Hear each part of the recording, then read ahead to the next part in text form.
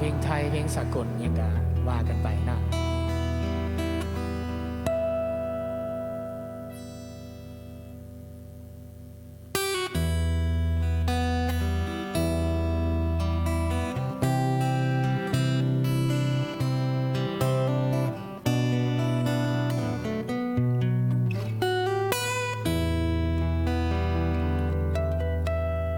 เราอยากมาหา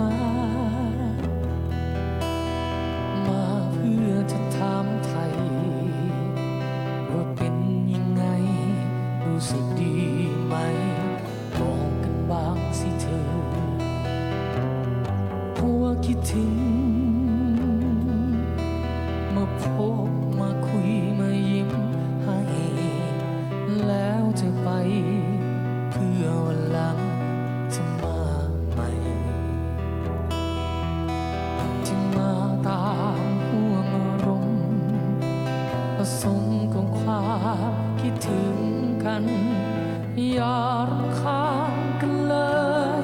นะเธอจ๋า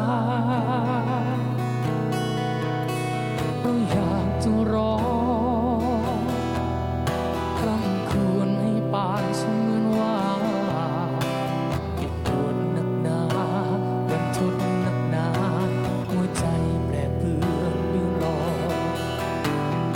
เศร้าใจนะอาจวางชีวิต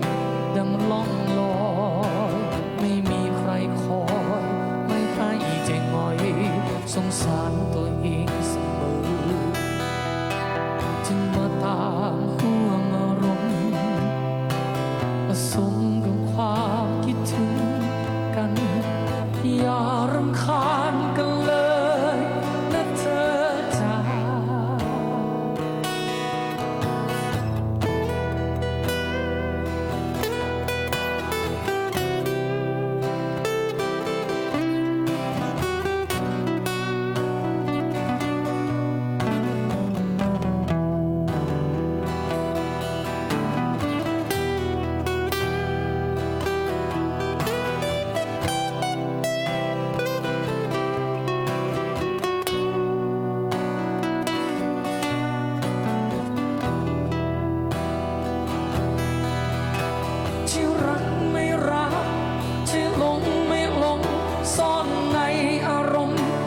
ซ่อนลืม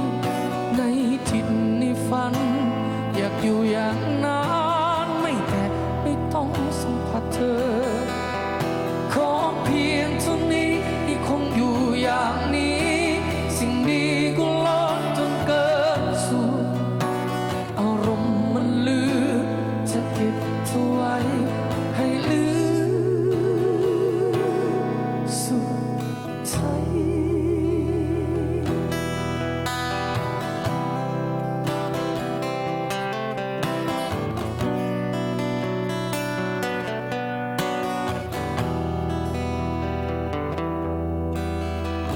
อยากมาหามาเพื่อจะถามไทยว่าเป็นยังไงรู้สึกดีไหมบอกกันบ้างสิเธอเพราะว่าคิดถึงมาพบมาคุยมายิ้มให้แล้วจะไปเพื่อวันหลังจะมา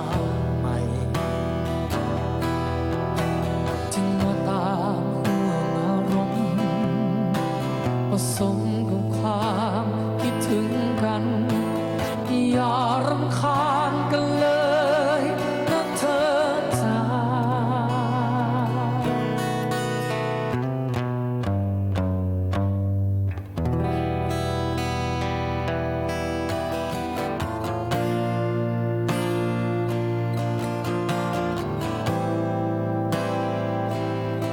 ฝากกดไลค์กดแชร์ให้ในเด้อนะทุกคนนะใครอยากต้องการความช่วยเหลือฝากมือกันมาได้นะผ่านไปอีกวันกับชีวิตคนอย่างฉันและหน้าที่การงานที่ดูแข็งขัน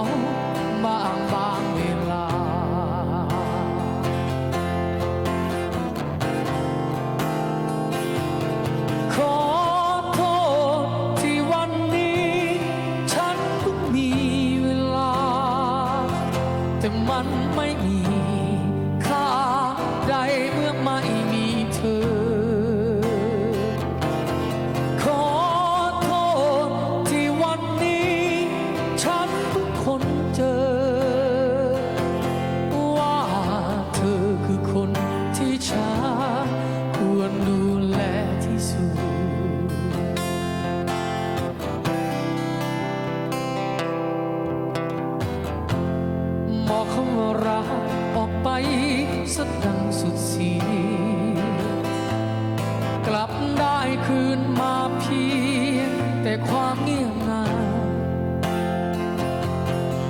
ฟ้ากลางคืนที่มันไร้ดาวเหงายังไงไม่เทียมเท่าทานกับหัวใจของฉันที่มันต้องการเธอ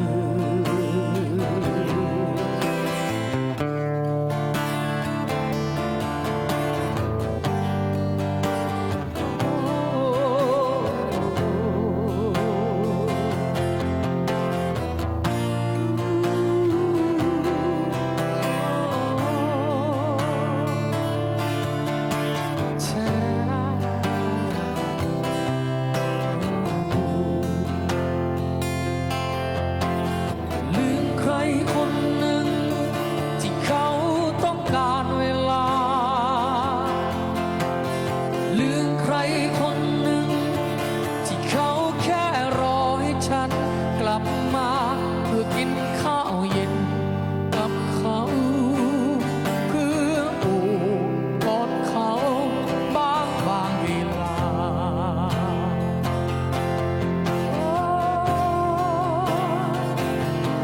ขอโทษที่วันนี้ฉันเพิ่งมีเวลาแต่มันไม่มีค่าใดเมื่อไม่มีเธอขอโทษที่วันนี้ฉันเพิ่งค้นเจอว่าเธอคือคนที่ฉันควรดูแลที่สุดหัวใจเธอเป็นเพราะฉันที่ทำให้มันอยู่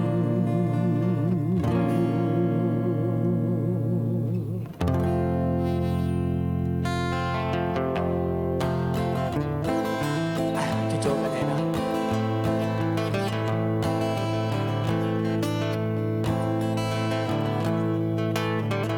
มีเงือกทองมาเดี๋ยวจะน้อยจัดให้นะ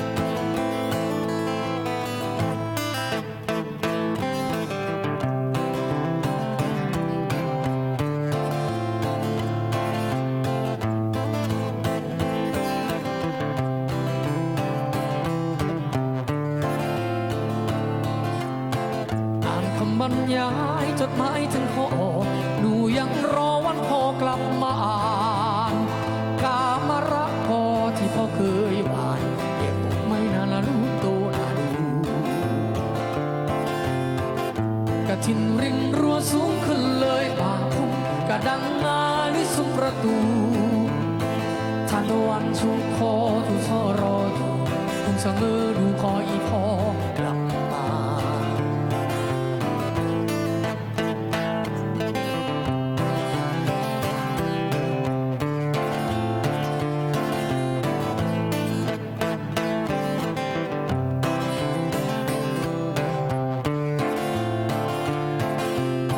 แม่อธิบายที่พ่อไปทำงานเพื่อเงินเพื่อบ้านและเพื่อลูกยาจะมีบ้านตัวมีรถหรูสง่ามีนาลามีนาเหมือนดังใครๆพอไปคราวนี้แม้จะยาวนานพวกเราทั้งบ้านเป็นกำลังใจแต่บางคืนแม้สะอื้นร้องไห้ก็แกล้งรับไว้สงสารในใจ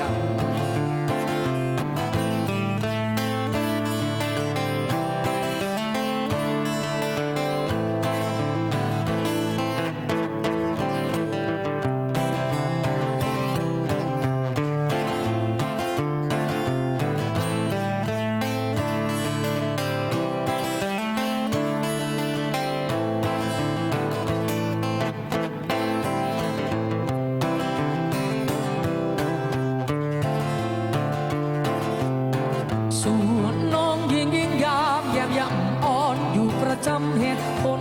ไม่ฟังไม่เอาบ้านโตไม่เอาสักอย่างจะเอาขี่หลังของอีพ่อคนเดียวสุดท้ายนี้ขออวยพรให้พ่ออยู่แดนไกลมีใจเด็ดเดียวขอพระคุ้มครอง องยามใจพ่อเหี่ยวบ้องเลยเลี้ยวร่ำรวยกลับมากระถินริมรั้วสูงขึ้นเลยป่าพุ่มกระดังนาด้วยซุ้มประตู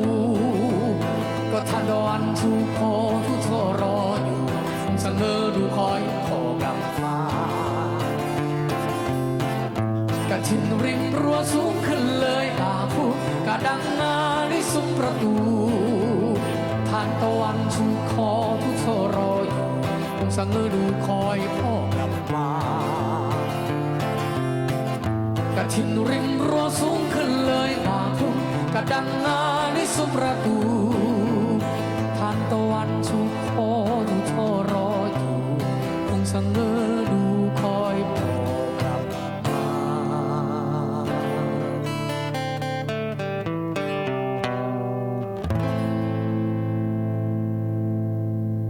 อย่าไปให้หน้าเดี๋ยวจะมอบเพลงเงือกทองนอนตาคำขอที่ขอกันมาเดี๋ยวมอบไปเลยนะเพิ่นว่าเพลงนี้โอนไม่เลยว่าฉันนะเดี๋ยวจะให้นะ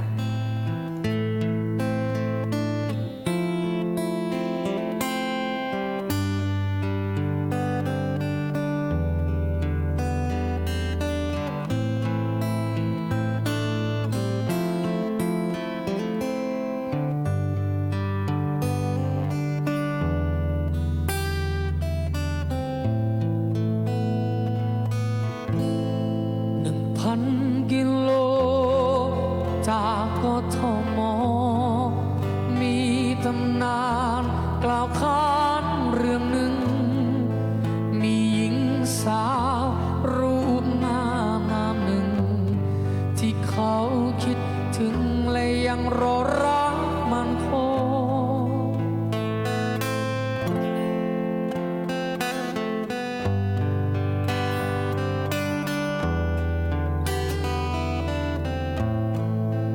ดังทะเล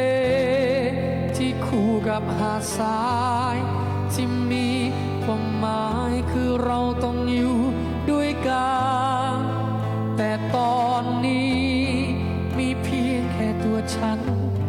เป็นเพียงรูปปั้นที่ทนฝนแดดลมนั่งรอเธอที่สมีลาอยู่นานแล้วพระอภัยยังไม่มามีคนโน้นคนนี้มาหาแต่ไม่มีความรักที่เธอคอยกลับมานานก็จะคอย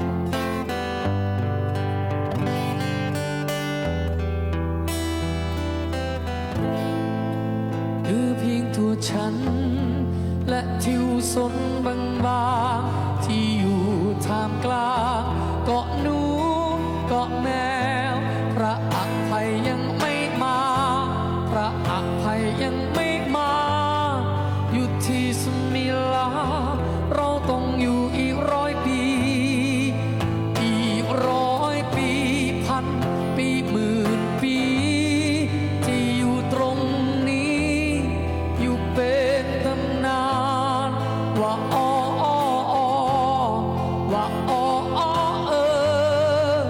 นั่งรอเธออยู่ตรงนี้นานแสนนานนางรอเธอที่สมีลาอยู่นานแล้วพระอภัยยังไม่มามีคนโน้นคนนี้มาหาแต่ไม่มีความรักที่เธอคอยกลับมาพระอภัยยังไม่มาพระอภัยยังไม่มาอยู่ที่สมิลาเราต้องอยู่อีก100 ปีอีก100 ปีพันปีหมื่นปีที่อยู่ตรงนี้อยู่เป็นตำนานว่าอ้อว่าอ้อ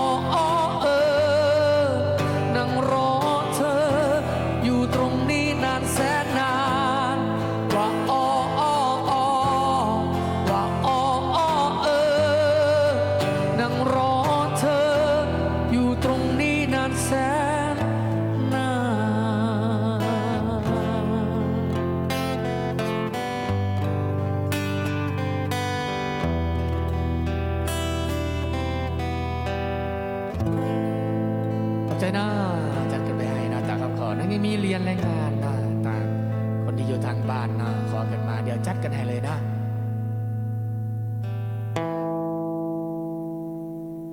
อย่างนี้เขาเบิ้งเนื้อกันนะบริห้องโดนละ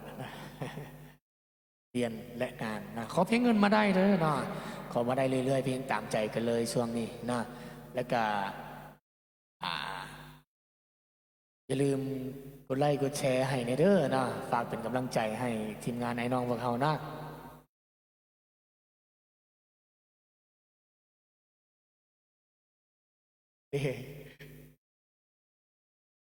แล้วก็ผู้ใดอยากให้ไปช่วยเรือจังซี่นะผู้ใดขาดเกินเป็นข้าวสารอาหารแห้งจังซี่นะเป็นน้ำดื่มบอจังซี่นะฝากเบอร์กันได้ฝากเบอร์กันมาแล้วก็แคปหน้าจออย่าลืมกดไลค์กดแชร์ให้พวกเขาพร้อมนะแคปหน้าจอแล้วก็ส่งเข้ามาขอความเพจของพวกเพิ่นหน้าแล้วก็เพิ่นจะติดต่อไปให้ว่าติดต่อไปให้มาหับจังใดเอาจังใดอย่างประมาณนั้นนะเครื่องเขานี่เต็มนะเครื่องอุปโภคบริโภคนะแล้วก็จะลืมทั้งผู้ใหญ่ใจดีคนที่อยู่ทางบ้านคนที่เขามาเบิ่งบ่หรือว่าอยากซอยเหลือนำกัดได้นะโอนเงินกันมาให้เลยนะพวกเขาจะสมทบกันไปซอยเหลือกันนะ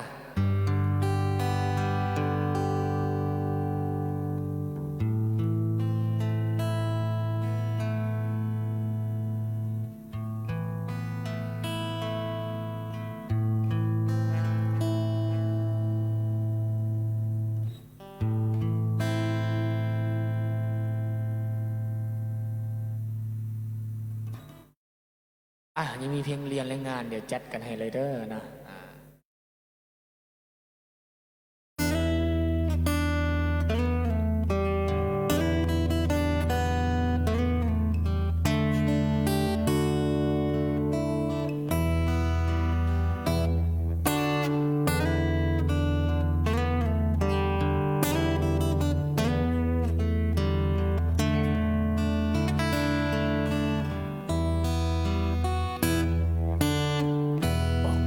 จากบ้านสู่เมืองฟ้าสู่เมืองเทวาเมืองบางกอกเดินทางเดียวได้จากบ้านนอกมาเรามาเรียนมาศึกษาเจอคนทั้งแบบนี้แบบนั้นเจอทั้งแมงวันทั้งจิงจอกเจอทั้งคนดีคนกลับกลอกคนหวังปลอบหลอกมีมากมายใจร่ำเรียนทุกคำเช้าถึงหนักถึงเบาไม่ร้องบอกอยู่ไปวันๆเหมือนมีปลอกลากคอให้เดินตามทางที่ให้ฉันเดินไปทางไหนจะเร่งรีบไปตามคุณบอกหัวใจเฉื่อยช้าแต่ช้ำชอกแตกหักยับยืนบน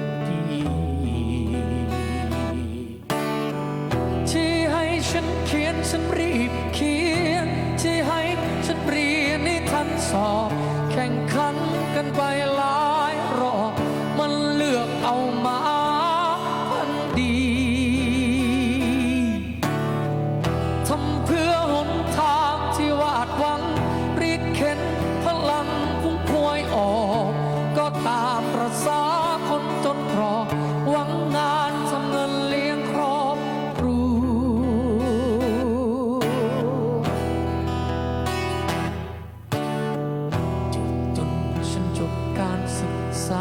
รับไปปริญญาที่ฉันชอบสุขใจ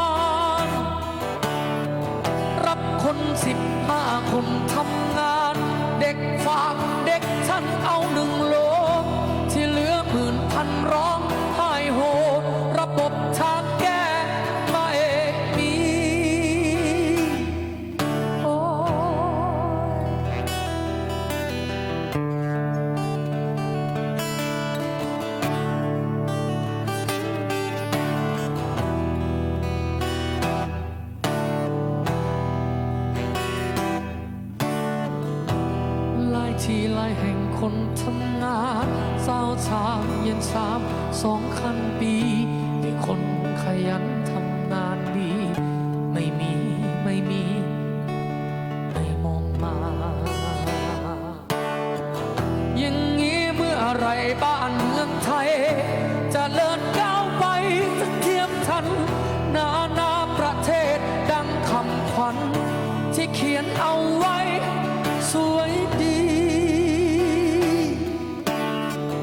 อุตสาหร่ำเรียนมาแทบตาย แต่ผลสุดท้ายต้องตกงาน หมดเงินหมดแรงอยู่ตั้งนาน วิมานเมื่อพลังไหลสิ้นดีโอ้ย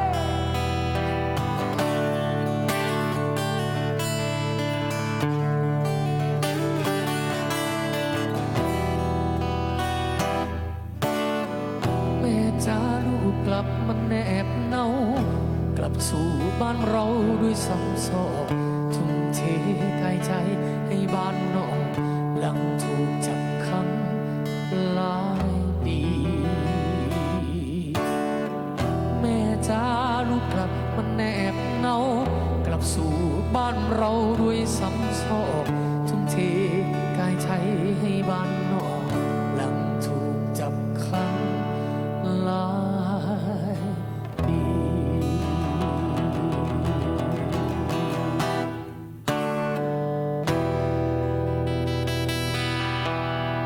ไปให้นะสำหรับผลงานของพงศิษฐ์คัมภีร์นะเรียนรายงานต่างครอบครัวจากคนที่อยู่ทางบ้านเด้อนะแต่บริทางไอซักนะแล้วก็ยังมีทางโน่นะเพิ่นขอเพลงเสมอมาอีกมาจันเดนะจัดให้เลยนะเพลงนี้นะ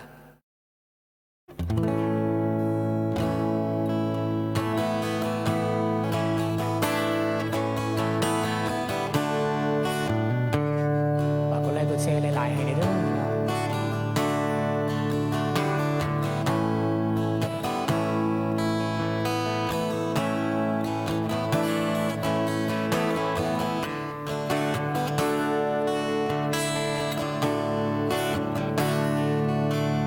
กี่วันเดือนปีผ่านทางชีวิตหลากหลาย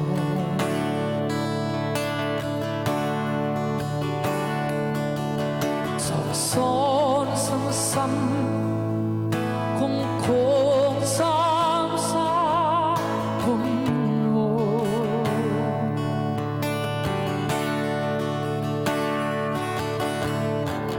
หลีกหนีไม่พ้นไม่หลงทางทางเก่าซ้ำๆไม่พ้นเดิมจากเช้าจนค่ำยันอีกวันคนควายหากินทำงานรับใช้ใครโน้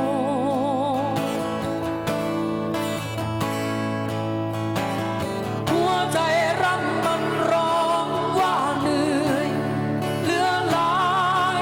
เจ้านายเจ้าข้า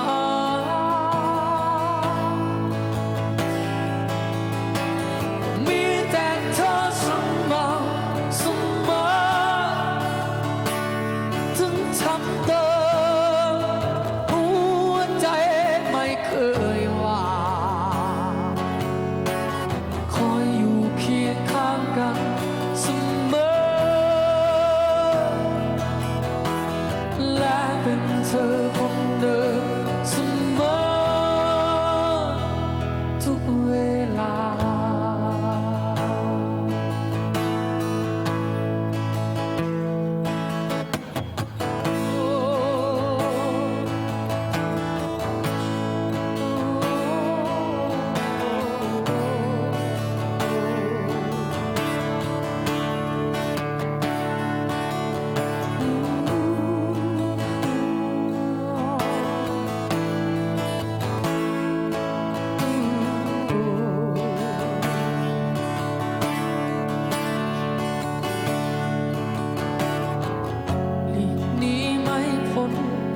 หลงทางทางเก่าฉันสร้างไม่พ้นเดิมเดิมโอ้จากเช้าจนค่ำยันอีกวันคนควายหากินทำงานรับใช้ใครโง่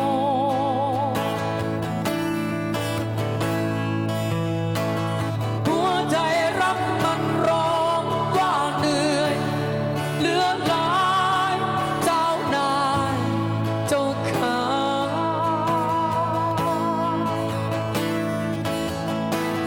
มีแต่เธอเสมอเสมอ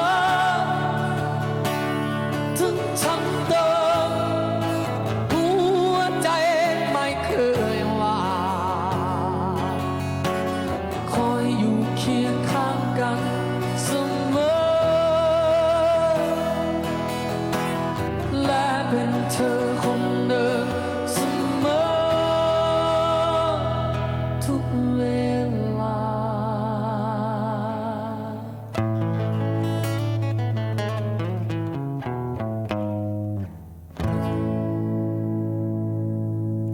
แต่ถ้าก็ไปให้นะสำหรับเพลงเพื่อชีวิตกันนะ เดี๋ยวจะมาสลับสับเปลี่ยนกันฟังเพลงลาวกันนะเด้อนะเดี๋ยวสิห้องเพลงลาวเก่าๆกันให้นะ เดี๋ยวสิห้องเพลงหักข้างทางนะ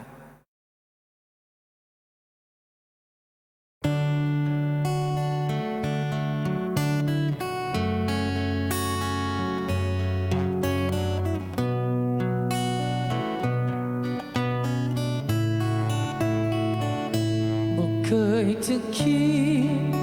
ว่าน้องนั้นจะเปลี่ยนใจ แม้นไกลแสนไกลอายยังส่งใจไปหาสม่ำเสมอจดหมายส่งข่าวฝากมาทุกสัปดาห์ยังโทรศัพท์เธอกาบอกเคยจะคิดว่าน้องใจง่ายอย่างนี้ห่างกัน2 ปีคนดีกับเปลี่ยนแปรพันหลอกให้หลงคอยใจลอยมาเกินมาเงินนั้นสำคัญทำให้ห่างเอานั้นสลายจดหมายฉบับสุดท้ายส่งมาอ่านด้วยน้ำตาเป็นบัตรเสิร์ตวิวาห์แก้วใจหลับตาภาวนาให้เป็นฝันไป แต่ก็จนใจความจริงบ่อาจมีผลเราจงสุขีขอฝากเพลงนี้อวยพรสู่นิรันดรขอดวงสุขนอนสุขล้นสัตว์หน้ามีจริงกลับมาเป็นยอดยิ่งอีกโหสัตว์นี้จำโทษหากการได้เพียงข้างทาง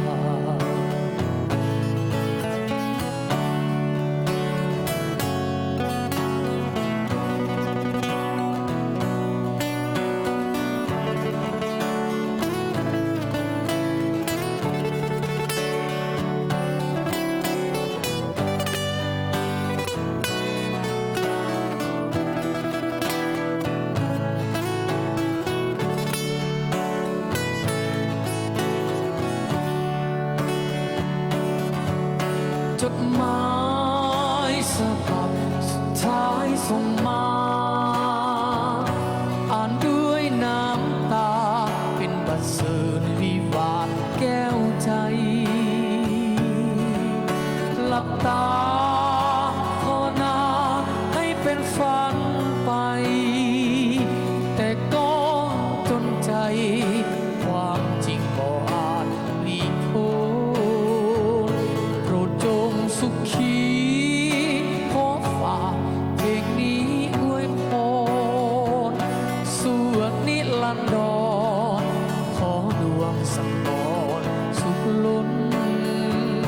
ศาสนามี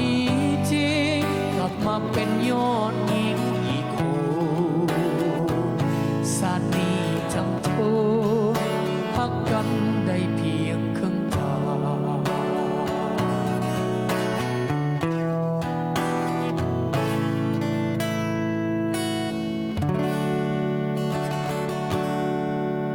สวัสดีทั้งไอ้น้อยเด้อนะเพิ่นขอเพลงปลาแดกก้นไห้เดี๋ยวจัดให้นะเพลงนี้ห้องได้อยู่นะ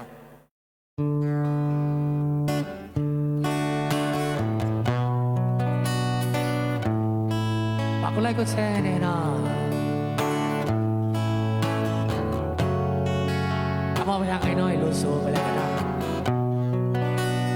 คอมเมนต์มาขอเพลงปลาแดกก้นไห้จัดไปนะห้องโดดละ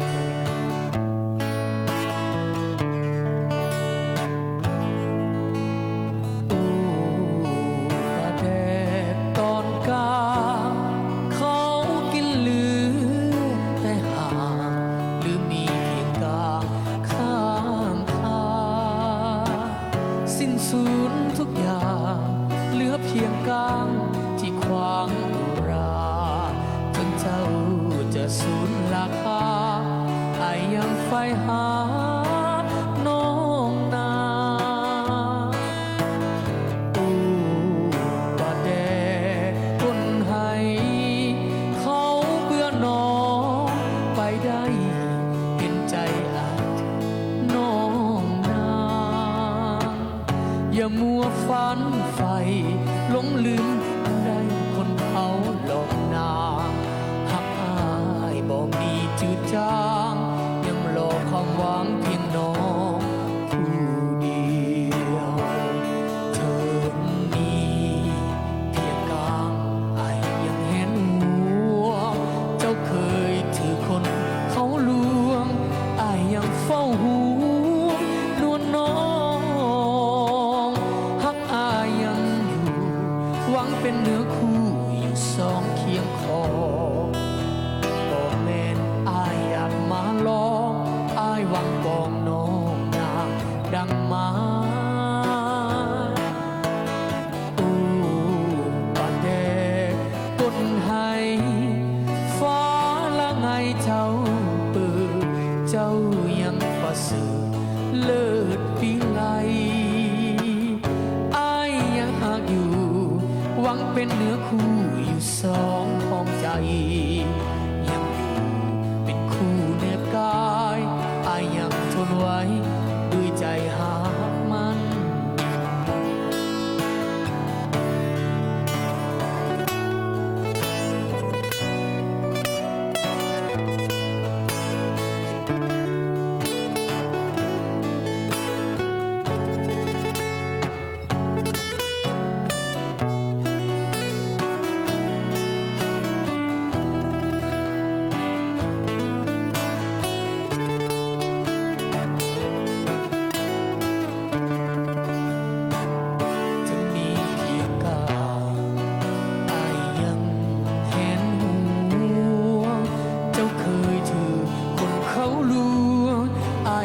เฝ้าหูนวลน้องฮักอายยังอยู่หวังเป็นเนื้อคู่อยู่สองเพียงพอบ่แม่นอายอยากมาลองอายหวังปองน้องนาดังไม้อูตาแดกก้นไห้ฟ้าละไงเจ้าเปิดเจ้ายังประเสริฐเลิศวิไลอายยังหากอยู่หวังเป็นเนื้อคู่อยู่สองห้องใจยังอยู่เป็นคู่แนบกายอายยังทนไว้ด้วยใจหากมัน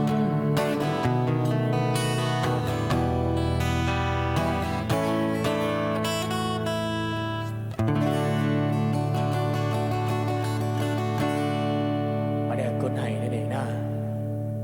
แต่ก็ไม่ให้นอกจากทางตอบคอมเมนต์ในทางไอ้น้อยก็เลยกันเด้อนะนี่มีเพลงขาดหักหน้าคนขอมานี่มอบให้พอ ราะไม่พ่อปู่พัฒนานั่นเองนะขาดหักของทางอาจารย์วรเดชดิษฐวงศ์นะหรือว่าทางอาจารย์วิลเลียมนะและอย่าลืมฝากเบอร์กันไว้เด้อเนาะผู้ที่อยากต้องการความช่วยเหลือจังซี่เนาะหรือว่าคนที่อยู่ห้องแถวหรือว่าอยากเห็นคนแบบเป็นตาอยากให้เขาไปช่วยเหลือเขากับฝากเบอร์กันมาไว้แคปหน้าจอแล้วก็ส่งข้อความอินบ็อกซ์เข้ามาทั้งเพจอันปิ้งแซบกันเลยเนาะแล้วก็เพิ่นจะติดต่อมอบเครื่องข้าวสารอาหารแห้งเป็นมีหรือว่าเป็นปลากระป๋องเป็นน้ำดื่มเป็นข้าวสารจังซี่นะเพิ่นจะไปมอบกันให้นะหรือว่าทั้งผู้ใหญ่ใจดีที่เบิ่งนำอยากสมทบทุนเป็นส่วนหนึ่งกับทีมงานฮันปิ้งแซบหรือว่าทีมงานพวกเฮาก็โอนเป็นบัญชีมาได้นะเพิ่นจะมีขึ้นบัญชีขึ้นหน้าจอกันให้นะอยู่ลุมทางด้านหน้าจอแล้วก็โอนกันมาได้ซอยทบทุน10,000 20,000บ่ว่ากันพี่น้องคนลาวเฮาบ่ทิมกันนะมีเพียงขาดหักเดียวที่มอบให้นะ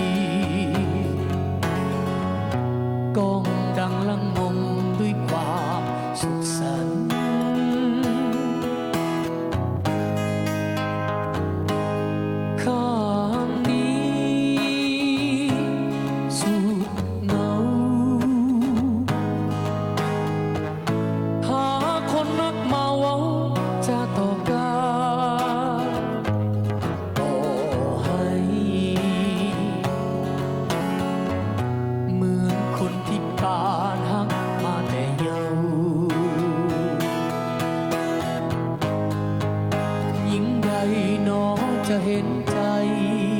นำความหักมาให้เฮาเหมือนคู่นกเขาที่ลอยต่างหากันเสมอไป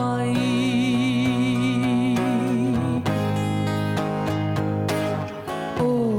นกเจ้าใ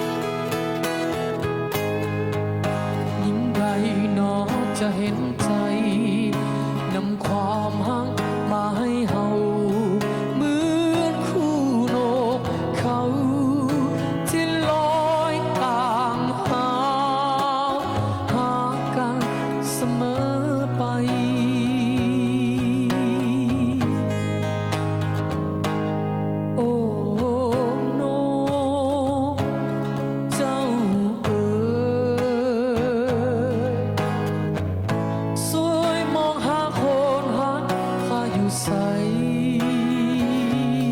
บอกเขาเจ้ายังเห็นสายที่ยังขาดหาบอกเขาเจ้ายังเห็นสายที่ยังขาดหา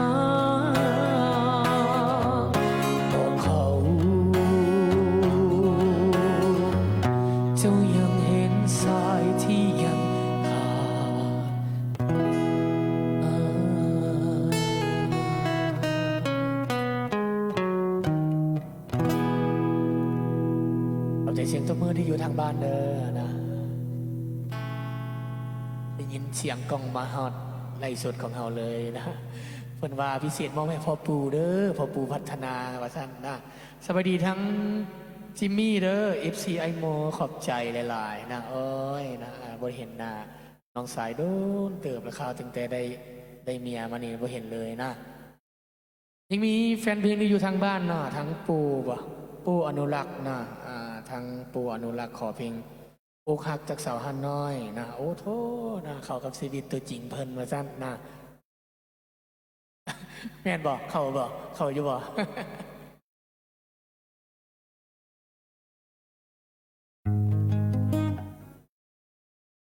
ขอบใจนะขอบใจทางป้าดนะป้าดบอกเป็ดนี่นะเป็นว่าสุดยอดเด้อสมเสยน้ำใจทุกท่านหน้าที่กิจการกุศลในครั้งนี้เวลาหน้าขอบใจหลายๆนะเดี๋ยวเพลงฮุกอกฮักจากสาวฮันน้อยนะทางปู่อนุรักษ์คนขอมาสงสัยฮันน้อยนี่แถวดุงนัสุกนี่บ่นะใกล้ๆกันนี่บ่นะจัดให้นะเพิ่นว่าตรงนี้ปิดประชันเลยพอได้เห็นกันเลยอกฮักประชันนะเดี๋ยวจัดให้เลยนะเพลงนี้เป็นเพลงของข้าพเจ้านะที่ห้องนะโบยลีมูมิเฟคขอนะแฟนคลับอีลีจังขอได้เพลงนี้แล้วก็ผู้แต่งเฮานี่แม่นนาอาจารย์ถนอมพอเพื่องสวรรค์นั่นเองนะเพิ่นว่า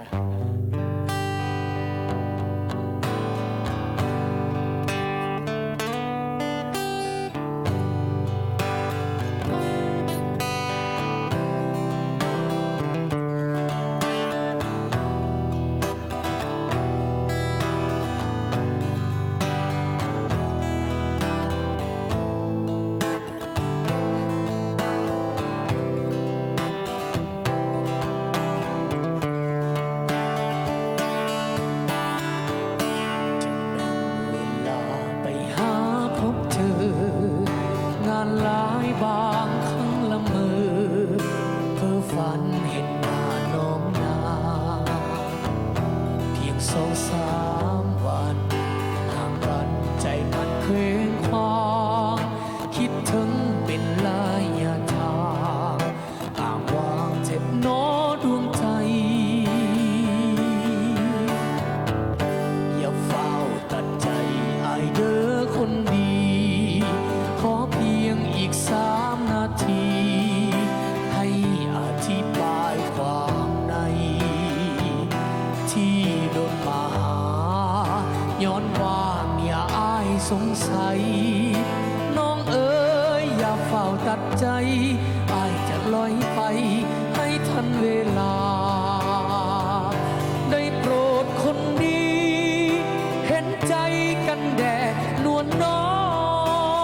งฮักที่เฮาสองเคยห่วมสุขสมกันมาน้ำตาต้องหลังฮักพังด้วยการจากลาชีวิตสูญสิ้นราคาฮักอวสานจากสาวหาดน้อ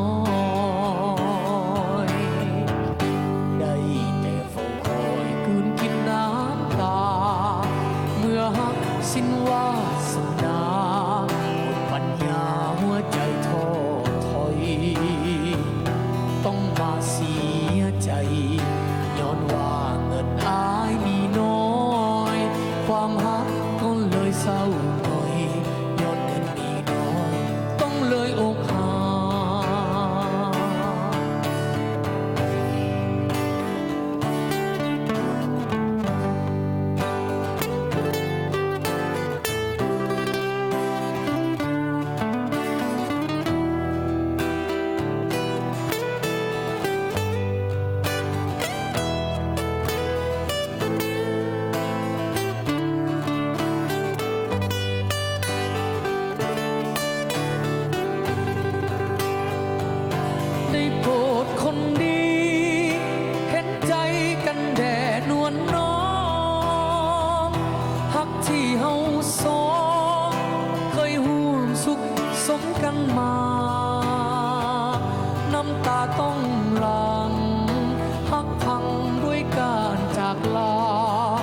ชีวิตสู่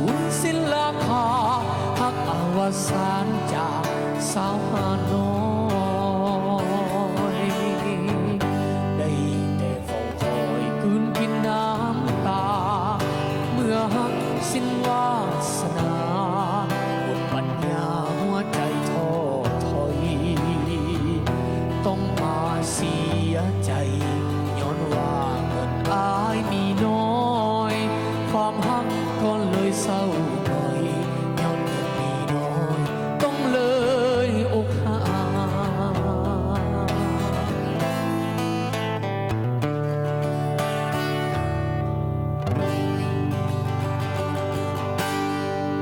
อ้อสำหรับเพลงลูกสาวผู้การจากไอ้น้อยเขามาเพลงนี้บ่ได้นะบ่ได้บ่จื้อเลยล่ะนะเพลงนี้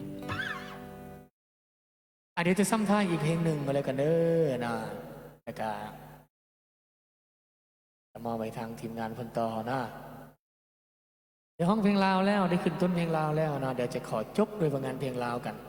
นให้อีกเติมนะเดี๋ยวจะห้องเพลงของอาจารย์ปัญญาอาจารย์ปัญญาสอนราชวงศ์เพลงนี้ที่ข้าพเจ้ามักแล้วก็เป็นผลงานต้นฉบับแม่นของทางอาจารย์ปัญญาสอนนี่เป็นผู้แต่งต้นฉบับนี่แม่นของสบายแบบดอกนั่นเองวันนี้มือกล่องคนก็มานั่งซิวๆนำมาแสดงแต่ทางไอ้ทุยสบายดีเด้อชื่อเพลงว่าตะวันตะวันยังอยู่คู่ฟ้าประกายส่องแสงหมู่นกน้อยล่องลอยตามสายลมเจ้าสุขสำราญสื่นบานหัวใจ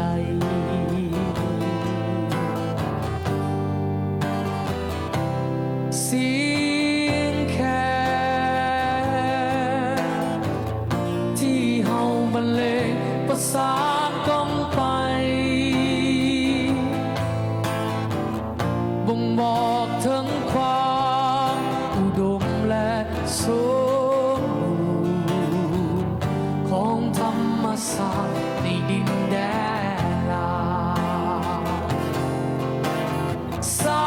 ยน้ำแห่งธรรมศาสตร์มีความหมายเปรียบดังสายใจที่สาวลาวเฮาทุกคนจริงใจตลอดมา มีความสุขเย็นมีความฮักแพงกันพร้อมกันก้าวเดินอย่างบ่หยุดยั้ง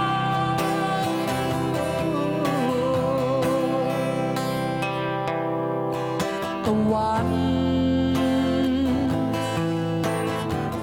เจ้าห่างลับไปพ้นจากขอบฟ้าหมู่นกน้อยบินโซยเข้าหาธรรมศาสตร์แสนงามฝังใจเรื่อยไป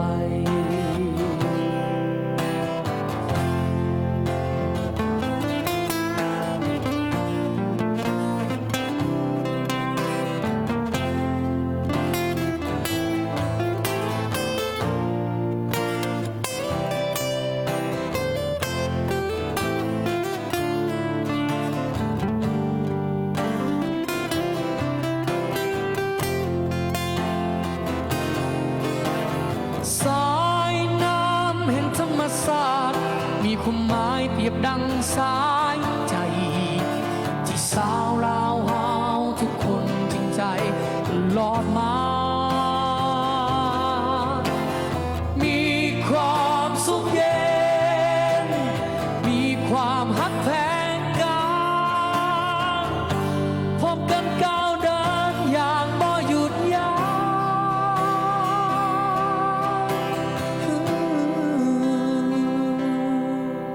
ตะวันเจ้าห่างลาไปพ้นจากขอบฟ้าหมู่นกน้อยบินโซย เข้าหา ธรรมศาสตร์แสนงามฝังใจเลื่อยไป ธรรมศาสตร์แสนงามฝังใจตลอดกาลและไปให้หน้าเพลงตะวันปิดท้ายแห่งของงานบุตรแดงในแม่ทั้งอาจารย์ปัญญาสอนราชวงศ์หน้าจัดพิธีให้นะขอขอบใจนะสำหรับทางทีมงานผู้ใหญ่ใจดีที่เอิญข้าพเจ้าโมวงกำเหล่ามาเป็นส่วนหนึ่งที่มาสร้างการกุศลในครั้งนี้นะข้าพเจ้าก็เต็มใจมานะจากสโลแกนตัวนะแบ่งปันน้ำใจต่อสู้พยาธิโควิด -19 นั่นเองนะแล้วก็ขอขอบใจครับผู้สนับสนุนผู้ใหญ่ใจดีเฮาหั่นอาหารปิ้งแซบนะที่อยู่ซีแยกไฟแดงอนุนะแล้วก็บริษัท JP Unity ลาวนั่นเองนะแล้วก็ทั้งการถ่ายทอดสดภาพงามๆเสียงมวลๆและแมนเราเจริญมีเดียนั่นเองนะขอขอบใจนะโอกาสหน้าพอกันใหม่สบายดี